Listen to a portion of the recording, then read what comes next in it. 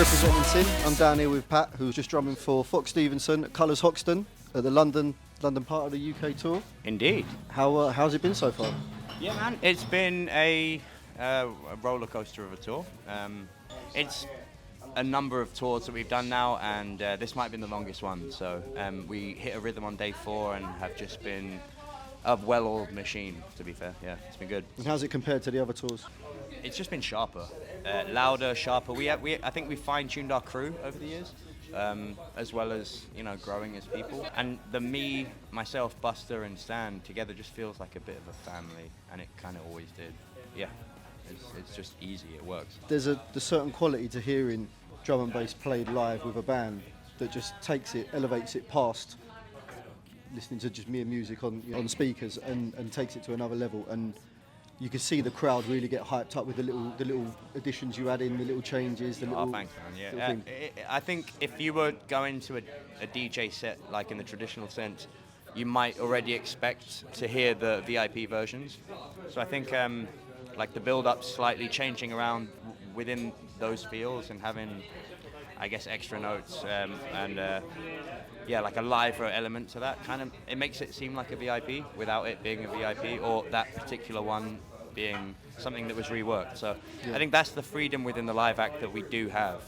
Stan will sing things differently to the record that he's been working on in practice, and like we all look around each other. Takes you by surprise I think it's a bit of chemistry. The synergy within the group has grown. Now it feels very natural, and we can bang these shows out now, and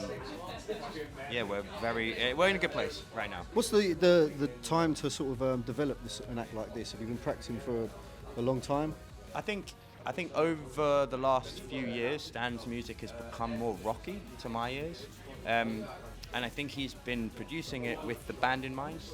Whereas maybe before, some of the tunes that were older tunes, they weren't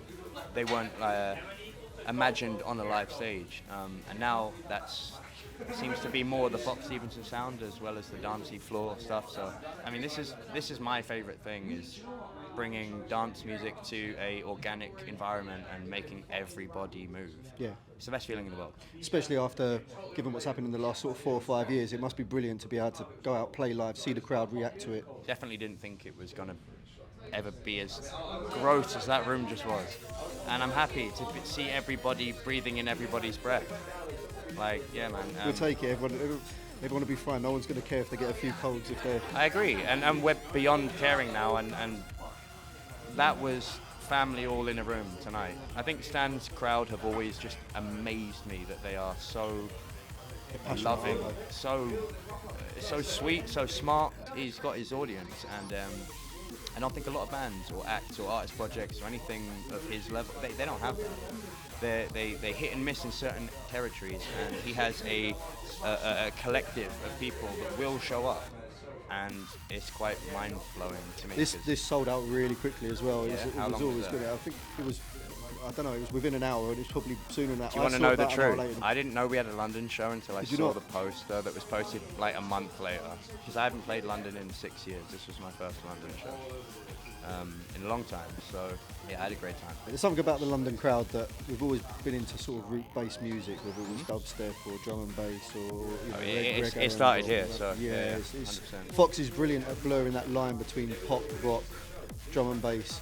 He said attracting a big audience that buy into the whole project, don't they? It's a loyal fan base, and I call Stan a cult act, and he's worked on it, and when it was smaller, that was then. Now look at it tonight, it was crazy. We're lucky in London that Chris is now putting on these Sin Lights, because of we've needed something like this for a long time. It used to have such a good culture in London for drum, bass and dubstep, and it kind of felt like it was more profitable for acts to go elsewhere, and the scene changed slightly, and it's been a breath of fresh air having a really good dubstep drum and bass nights back through Sin London. And how was your experience with working with them?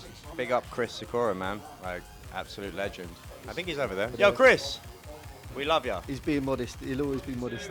I can't lie. Everything tonight was chef's kiss, man.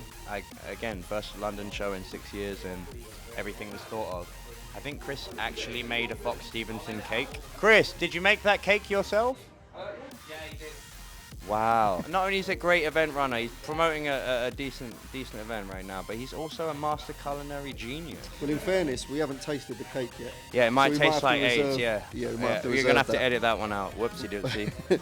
Is there anything else you want to say before I let you go? Big up yourself. Thank you guys for coming. Thanks for checking out Fox Stevenson live. And yeah, big up yourself. Cheers, man. Appreciate Thanks, it. man. Thanks for everything you do as well. Thank the you for scene, having me, man. Thank you very much. Sir.